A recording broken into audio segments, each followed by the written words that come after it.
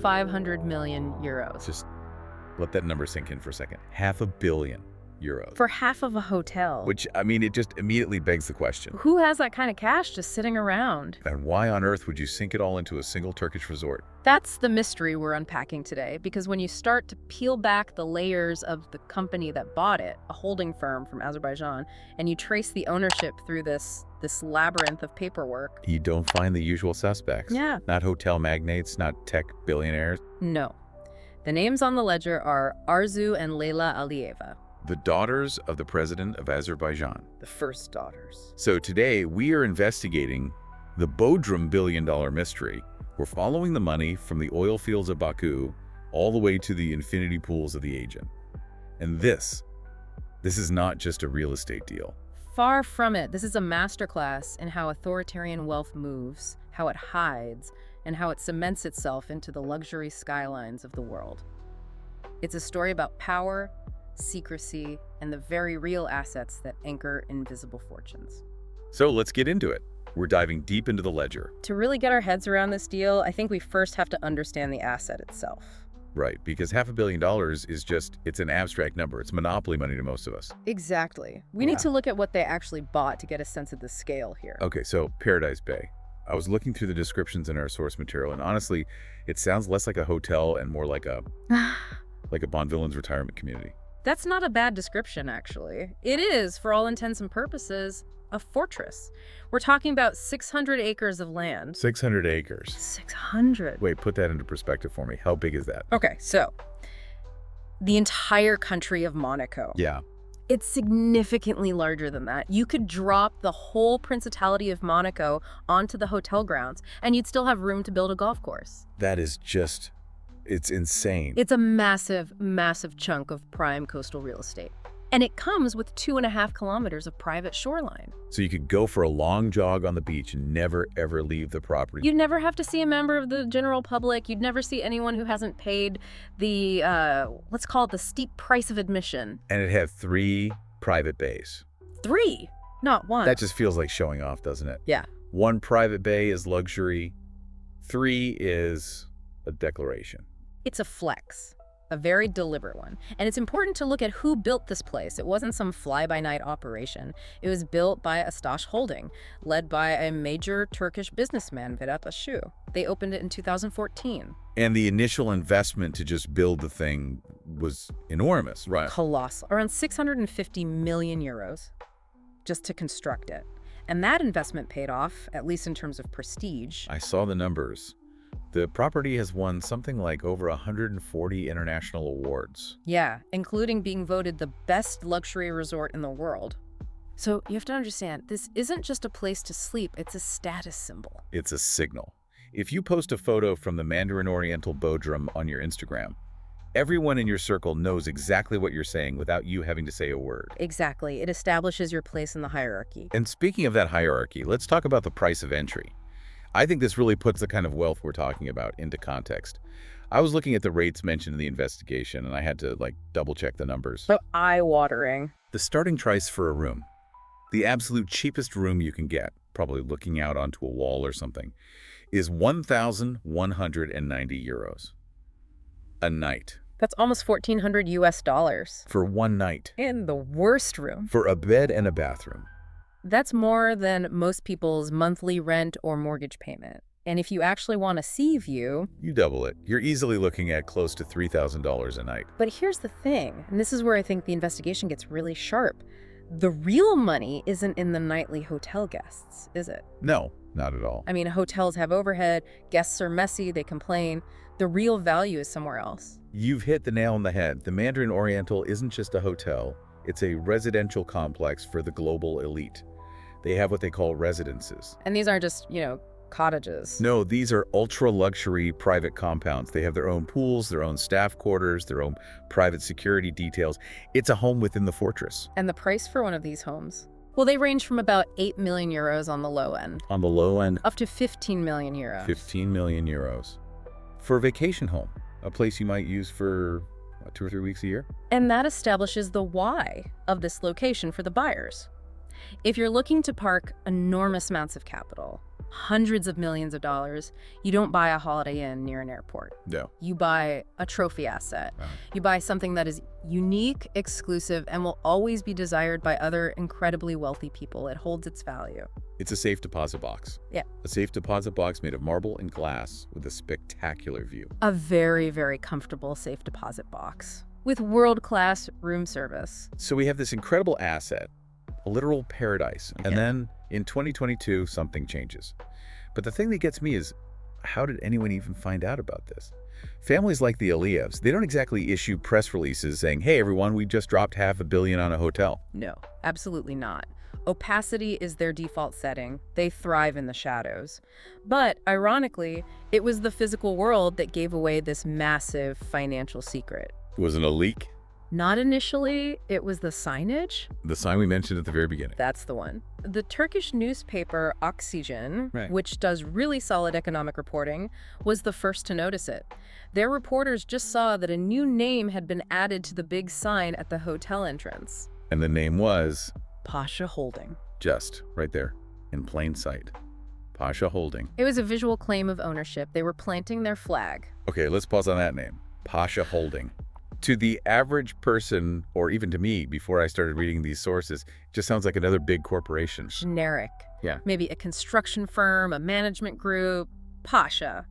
It's designed to sound solid, but unremarkable. It's corporate beige. It definitely doesn't scream political dynasty. And that's by design. But you've been digging into their background based on the reports. Who are they, really? They're a Leviathan. That is the perfect word for it. They are. To call them a company feels like a massive understatement.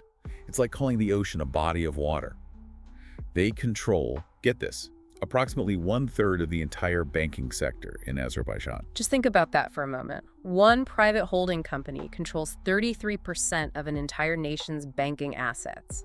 Imagine if a single family owned, I don't know, Chase, Wells Fargo, and Citibank combined. The scale is staggering. They own Pasha Bank, they own insurance companies, construction firms, IT companies.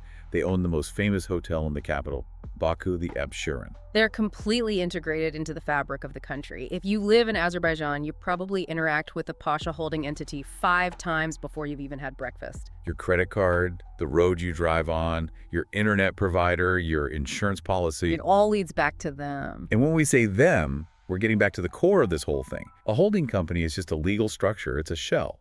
So who's the ghost in that shell? That brings us to the term beneficial owners. This is a really key concept for listeners to understand. A beneficial owner is the actual human being who ultimately owns or controls a company, even if the paperwork just lists another company as the owner. It's the person who gets the profit at the end of the chain. The person who really holds the keys. Precisely. And in the case of Pasha Holding, the sources we have, the deep investigative work, are very clear on this. While the company website might not have it in giant letters, the records show the major partners are the daughters of President Ilham Aliyev. Leyla and Arzu Alieva. And the structure also includes their grandfather, Arif Pashayev, who is the father of the First Lady. So this is, without a doubt, the first family of Azerbaijan. Pasha Holding is their family business. So let me see if I've got this straight. The family that runs the country Yes. also runs the bank that holds the country's money. Yes. And now they own the luxury hotel where they can spend that money. That is the ecosystem. It's a complete, total vertical integration of power and wealth. The lines between the state treasury, the family's private bank, and their personal pocketbook are, let's just say they're extremely blurred. Okay, let's look at the actual deal, the mechanics of it. The seller, this Vedat Ashigai from Pasha Holding, he calls it a strategic partnership. Of course he does. Strategic partnership is the go-to corporate phrase for, they offered me a mountain of cash and I couldn't possibly say no. But the numbers, this is where it gets even murkier. The media reports, all the sources we're looking at, they're all citing that figure of 500 million euros. For a 50% stake, which implies a total valuation for the property of 1 billion euros. $1 billion. But Ashu, the seller, in an interview he gave, he pushed back on that number. He said the figure was much more modest. Much more modest. But did he provide the actual number? He refused to. See, that's what I don't get. That's a huge red flag for me. If I sold my house for a modest price, I'd probably just tell you what it was. What's the big secret? It's a massive red flag. In the world of high-stakes real estate, opacity is a feature, not a bug. If the deal was totally straightforward, market rate and standard, why would you hide the price? Transparency usually benefits legitimate business. Secrecy? Well, secrecy benefits something else entirely. If I sell my house, the price is public record the next day. Anyone can look it up. Exactly. But here, the gap between the reported $500 million and the official modest claim suggests that the value of this transaction might not just be in the bricks and mortar of the hotel. What do you mean? Value could be in the alliance it creates. It's in the simple act of moving the funds. The actual price might have been almost irrelevant to the buyers. The primary goal was just the acquisition of the asset itself, getting the money into a safe place. It's like that old saying, if you have to ask the price, you can't afford it. But in this case, it's more like, if you won't tell us the price, what are you trying to hide? Precisely. And we have to remember, this deal didn't just happen out of nowhere. This wasn't the Aliev family's first time shopping for high-end international real estate. No, this isn't a one-off impulse buy. Not even close. And that's what I want to get into next. Because if you just look at the Bodrum deal in isolation, it looks like a very rich family buying a very nice hotel. It happens. But when you zoom out, when you look at the big picture that these investigative sources have pieced together, a pattern emerges, a very specific, very expensive pattern. It's a pattern that anti-corruption journalists have been tracking for more than a decade now. It's often referred to by a specific name. The Azerbaijani laundromat. That's the one. It sounds like a title for a spy novel. Or a really terrible prog rock band. It does, but it describes a very real, very complex financial mechanism, a scheme that was exposed a few years ago, which was used to funnel billions, with it be billions of dollars, out of Azerbaijan and into the West. So let's do this. Let's pin some photos to our mental corkboard. We have Bodrum right in the center. Where else does the string lead? Let's start with the classic destination for parking questionable money. Let's go to London. London, of course. The ultimate safe deposit box.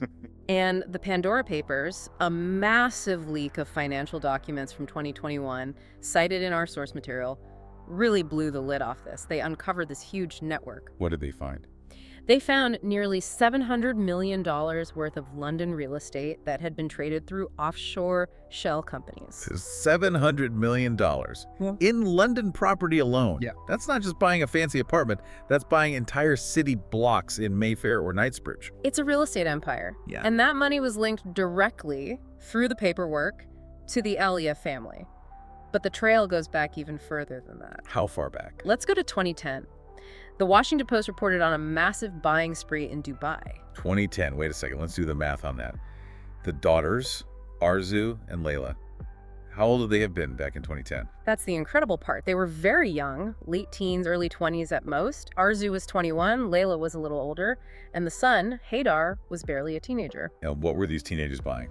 Properties worth $75 million were purchased directly in the names of the president's children. $75 million of prime Dubai real estate, bought by people who were, in some cases, not even old enough to legally drink in the United States. I think at that age I was saving up for a bus pass. I was trying to figure out how to pay for textbooks.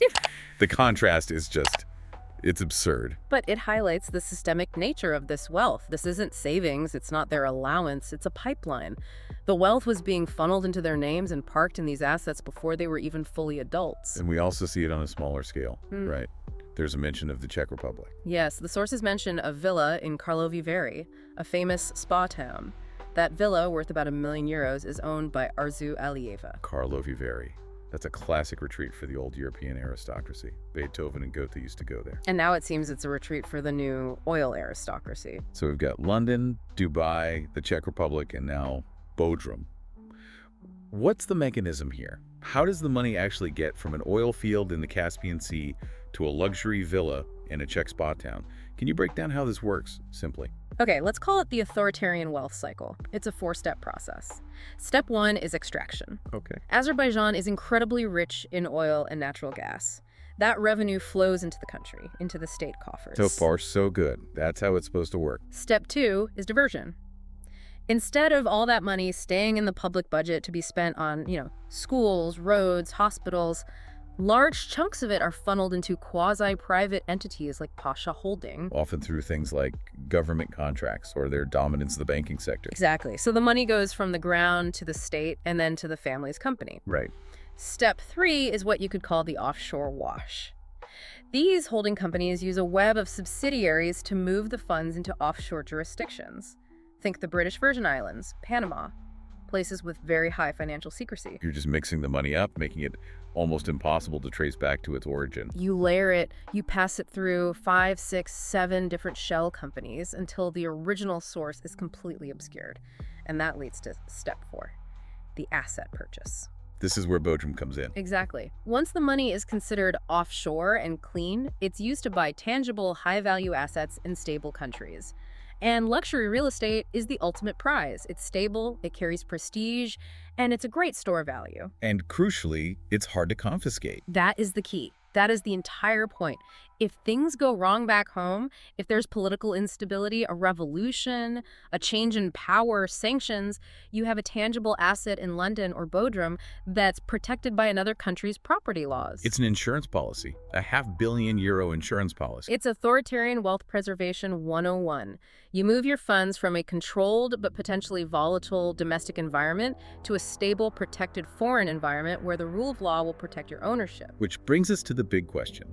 Why Turkey? Why Bodrum specifically? And why now? London is prestigious. Dubai is flashy. Why the pivot to Turkey? Well, London has become a lot more difficult recently, hasn't it? Yeah, after the war in Ukraine and the sanctions on Russian oligarchs, the UK has gotten much tougher. They have things like unexplained wealth orders now. They're cracking down on anonymous foreign ownership. Exactly. The spotlight in London is very, very bright right now. If you show up with $100 million to buy a mansion in Belgravia, the authorities are going to start asking some very pointed questions about where that money came from. But Turkey is a different story. Our sources call it a safe haven, and for good reason. Transparency International lists Turkey as one of the countries where real estate registries are often hidden from public view. It's a blind spot in the global financial system. So unlike in the UK, where you might now have to declare who the ultimate beneficial owner of the shell company is, in Turkey you can still operate in the shadows. The level of scrutiny is significantly lower. The kind of anti-money laundering checks you would face in New York or London are, let's say they're less rigorous in the Turkish luxury real estate market. It's a friendly jurisdiction for this kind of money? It allows for transactions to happen quickly, quietly, and with fewer questions asked. And for this specific deal, there was a corporate web that made it happen. It wasn't just Pasha Holding writes a check. It was more complex than that. It was. The sources did a great job tracing the specific companies. The purchase was made through a Turkish firm called PD Turizm ve Gayrimenkul Yatırım AG. PD Tourism. Sounds like a standard tourism investment company. Blends right in. It's designed to, but Yeah. when you look at who the directors of that company are, that's when it all clicks into place. The investigations found 2 key figures bridging Pasha Bank and this tourism entity, Vugar Mustafayev and Hikmet Cenk Aynahan. And who are they? Mustafa was a director at Pasha Holding Turkey. Aynahan is the CEO of Pasha Bank Turkey. So the same people running the bank are the ones running the real estate deal. It's a completely closed loop. It's a perfect ecosystem for moving money. You own the bank that wires the funds. You have your own executives signing the papers on the tourism company that receives the funds. And you're buying the hotel that parks the funds. There's no external oversight. There's no independent bank manager who's going to flag the transaction and ask, excuse me, where did this €500 million come from? Because the bank manager works for you. He's probably sitting at the next desk over. It's the efficiency of total control. It is. And the seller, Pasha Holding, is a willing partner. They get a massive injection of foreign capital, which they surely need, and they get to stay on as managers of the property. For them, it's a win-win. But, while we're talking about these huge numbers, 500 million, 700 million, it's so easy to get lost in the zeros. It feels abstract. It feels like monopoly money. And we forget what that money actually represents. It does. It becomes just numbers on a page. But money comes from somewhere. Wealth is generated. And in this case, it comes from a country where not everyone is shopping for €15 million villas in Bodrum. This is the part of the story that really, it just stops you cold. The contrast. The sources included a photo essay along with all the financial reporting. And the juxtaposition is, it's jarring. It's heartbreaking. It really is. On the one hand, we've spent all this time talking about marble floors and private bays and infinity pools, but the photos from Baku tell a completely different story. Describe what the investigation showed. What do those photos look like? They show the poor districts of Baku. You see crumbling infrastructure. You see unpaved roads that just turn to thick mud whenever it rains. You see houses that look like they're barely standing, patched together with scrap metal and wood. The captions in the report are blunt.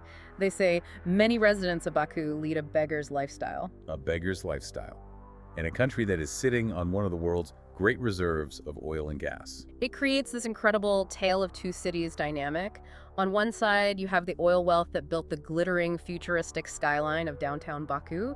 You have the flame towers lighting up the night sky, the Formula One street circuit. That's the face that Azerbaijan shows to the world. It's modern, it's rich, it's forward-looking. But that's not the reality for the average person. Not even close. And that massive wealth gap is directly connected to the money that's leaving the country. This is the crucial point to understand.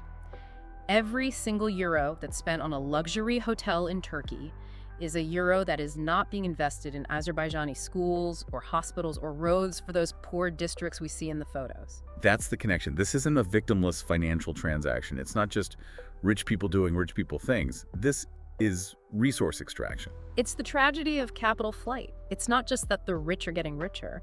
It's that the national wealth, the resource wealth that in theory belongs to the people of Azerbaijan, is being systematically extracted and cemented into foreign assets for the benefit of a single ruling family.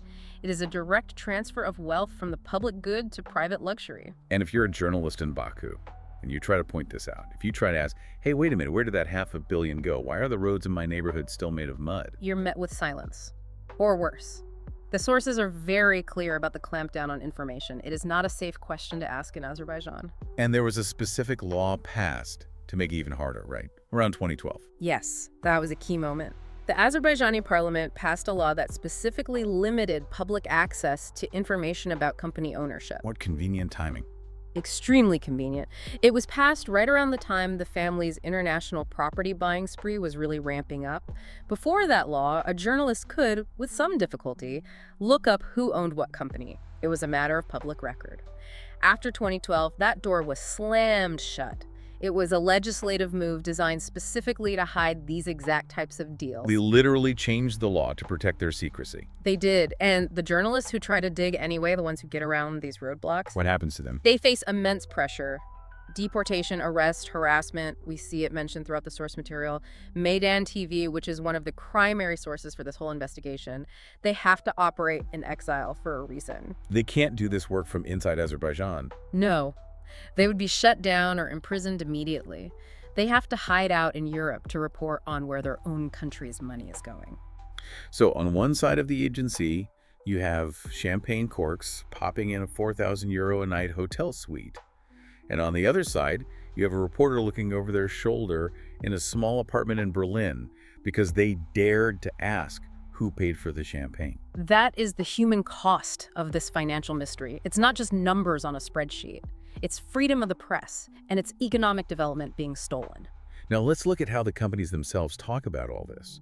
Because obviously they don't issue a press release that says we're engaging in strategic capital flight. They have a very different, very polished script. Oh, yes. The official narrative. It's a masterclass in corporate euphemism. It really is an art form. Let's read some of the actual quotes. I have one here from Jalal Gasimov. He's the CEO of Pasha Holding. He says, and I'm quoting here, "Turkey has an important place in the long-term investment strategies of our group." It's so standard, so professional. It sounds like something you'd read in the Wall Street Journal or the Financial Times. And here's the seller, Vedat Ashi from Pasha Holding. He says, "We are confident that our partnership with Pasha Holding will bring huge benefits not only to us, but also to Turkey and Bodrum." There are all the key words: synergy, strategic vision, benefits to Turkish tourism. It all sounds so benign, so positive. We're just doing business here. We're helping the economy. And on the surface, that's what makes it so brilliant. It is a business deal. The hotel is real. The tourists who stay there are real. The jobs at the hotel are real. The maids, the waiters, the gardeners, they're all real people earning a real paycheck. But I can practically hear you rolling your eyes through the microphone. Well, yeah, because we have to deconstruct that language. When a CEO in this context says strategic vision, what they really mean is diversification of our family's assets away from the political risks of our home country. Translation: get the money out before something bad happens. Exactly. When they say long-term investment, they mean parking our capital in a hard currency like the euro, and a stable property market where it won't depreciate. And synergy. Synergy in this context is just a polite way of saying, you have the trophy asset we want, and we have a mountain of cash that needs a safe home. Let's make a deal that benefits both of us. And it frames the whole narrative as a victory for Turkey. Look, we're attracting foreign investment. Our economy is booming. Which is precisely why the Turkish government is happy to facilitate these kinds of deals. We have to look at their side of it too. Turkey's economy has been struggling with high inflation and a weak currency. They are desperate for foreign capital, for hard currency like euros and dollars. It's a symbiotic relationship. It is. The Azerbaijani elite needs a safe haven for their wealth, and the Turkish economy needs an injection of that wealth. Everyone at the top wins. Everyone except, perhaps, the average citizens of Azerbaijan. And the concepts of transparency and accountability, and the very basic idea that a nation's resource wealth should benefit the entire nation, not just a select few. So let's recap where we are. We've walked through the asset, this stunning fortress-like Mandarin Oriental Hotel. We've traced the deal, the €500 million transfer from the ruling family's personal holding company. We've connected the dots to a global pattern of wealth hiding from London to Dubai. And we've seen the human cost, the stark contrast between the luxury and the poverty. It's a perfect case study of modern kleptocracy. It's not about a suitcase full of cash being exchanged in a dark alley anymore. That's the old clumsy way of doing things. The new way is a glossy brochure. It's an award-winning 5-star resort. It's hidden in plain sight, right behind a polished sign that says Pasha Holding. It's clean, it's technically legal, and it's devastatingly effective. As we wrap this up, I want to go back to that sign. I want to go back to the image of a tourist checking into that hotel. Maybe they're on their honeymoon. Maybe they've saved up for years to afford just a few nights in Paradise Bay. They're walking through that magnificent marble lobby. They're looking out the window at the super yachts bobbing gently in the turquoise water. They are completely, blissfully unaware that they are sleeping in a vault for political capital. They are vacationing inside a dynasty's safety deposit box. It really changes how you look at a luxury skyline, doesn't it? You stop seeing just beautiful buildings and you start seeing financial ledgers. You start looking for the ghosts in the machine. It really does. It makes you wonder what else is hiding right there in plain sight. And that's the real lingering question here. This is just one hotel. This is one deal that we happen to know about because a sign went up and a few incredibly brave journalists managed to connect the dots. But how many deals were made where the sign didn't go up? Exactly. If 500 million euros can quietly be transformed into a hotel suite in Turkey without anyone really batting an eye, how many other skylines are owned by ghosts we can't see? How much of London or New York or Miami or Paris is secretly owned by people hiding behind an anonymous shell company? And when the music eventually stops, who actually holds the keys? That's the question we should all be asking ourselves.